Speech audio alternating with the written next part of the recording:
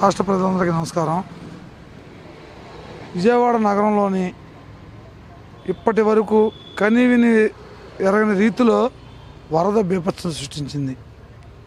ఆ వరద బీభత్సాన్ని ఈనాటి ముఖ్యమంత్రి నారా చంద్రబాబు నాయుడు గారు స్వయంగా వరద బాధితుల్లోకి వెళ్ళి నీళ్ళల్లో దిగి ప్రతి కుటుంబాన్ని పరామర్శించడమే కాకుండా ఈ రాష్ట్రంలో నలుమూలలో ఉన్న అధికార యంత్రాంగాన్ని మొత్తం కూడా విజయవాడ నగరానికి షిఫ్ట్ చేసి ఎప్పటికప్పుడు ప్రజలను అప్రమత్తం చేస్తూ ప్రజలకి కావాల్సిన నిత్యావసర సరుకులే కానివ్వండి, పాలే కానివ్వండి, మెడిసినే కానివ్వండి, ఫుడ్డే కానివ్వండి, ప్రతి ఒక్కటి కూడా ఒక తండ్రి బిడ్డలను ఎలా అయితే చూసుకుంటాడో కడుపులో పెట్టుకొని విజయవాడ వరద బాధితుల్ని నారా చంద్రబాబు నాయుడు గారు అలా పెట్టుకొని చుట్టడం జరిగింది. రాష్ట్రంలో కూటమిలో ఉన్న ప్రభుత్వంలో ఉన్న నాయకులు, మినిస్టర్లు కానివ్వండి, ఎమ్మెల్యేలే కానివ్వండి, ఇక్కడ శాసనసభ్యుడు బోండామాసరే కానివ్వండి, అలాగే మా డివిజన్లో ప్రతి డివిజన్లో ఉన్న తెలుగుదేశం పార్టీ క్యాడరే కానివ్వండి, కూటమి క్యాడరే కానివ్వండి, నిత్యం ప్రజలకి అందుబాటులో ఉండు ప్రజల సమస్యలను ఎప్పటికప్పుడు ఎమ్మెల్యే గారి దృష్టికి తీసుకెళ్ళటం, ఎమ్మెల్యే గారు పై దృష్టికి తీసుకెళ్ళటం, ఎప్పటికప్పుడు మానిటరింగ్ చేసి ఈ విజయవాడ నగరంలో ఉన్న ఎమ్మెల్యేలతో అందరూ కలిపి ప్రజల్ని సేఫ్గా చేయడం జరిగింది. అంతేకాదు కన్నీవిని ఎరగని రీతిలో విజయవాడ నగరంలోని వరదల్లోనే శానిటేషన్ చేయడం జరిగింది.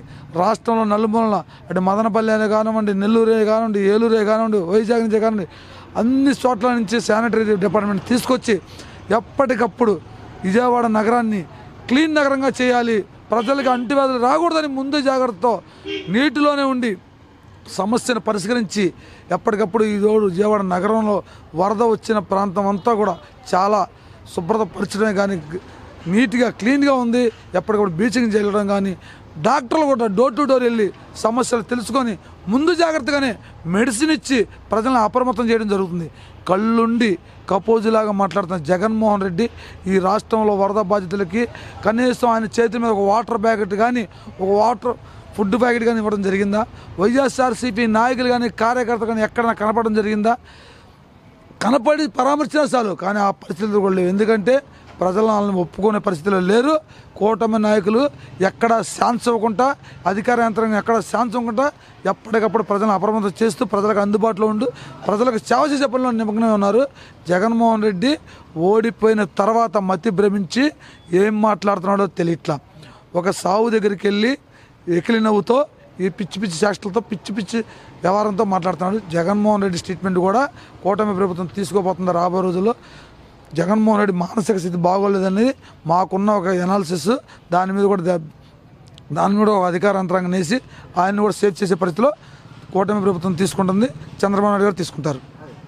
ప్రకాశం బ్యారేజీ దాదాపు కోస్తా ఆంధ్రాలో దాదాపు ఈ ప్రాంతాన్ని మొత్తానికి కూడా ఒక జీవనాడి, ప్రజల దాహాన్ని తీర్చే ఒక జీవనాడిపై కుట్ర జరిగిందన్నది వాస్తవమని చూస్తుంటేనే మనకే తెలిసిపోతుంది. ఎందుకంటే దాదాపు ఒక్కొక్క బోటు, ఒక పడవ అది 50 టన్నుల పైన ఉండదంట.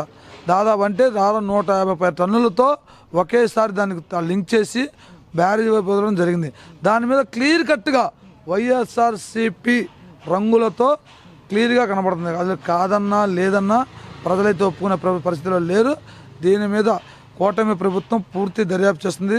దీని వెనక ఎంతమంది కుట్రదారులు ఉన్నా రాబోయే రోజుల్లో కోర్టు ముందు చెప్తాం, ప్రజాకోర్టులో కూడా నిలబెడతాం.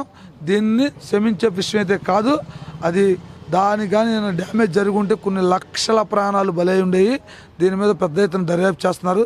దీన్ని ఆషామాషా తీసుకోవట్లేదు. దీని వెనక ఉన్న ఎవరైనా ఉన్నా గత ప్రభుత్వంలో పాలించిన వైఎస్ఆర్సీపీ నాయకులు ఎంతటి వారైనా, ఈక్వల్ మాజీ ముఖ్యమంత్రి అయినా శిక్షార్హుడే. దీనిలో రాజీ పడే ప్రసక్తి లేదు. ప్రజా వనరులు కానీ, ప్రజాస్వామ్యానికి కూని చేసే పనులు కానీ చేపడితే ఎవరిని వదిలిపెట్టే ప్రసక్తే లేదు. కూటమి ప్రభుత్వాన్ని క్లియర్ కట్గా నారా చంద్రబాబు నాయుడు గారు దీని మీద ఓపెన్గా చెప్పడం జరిగింది.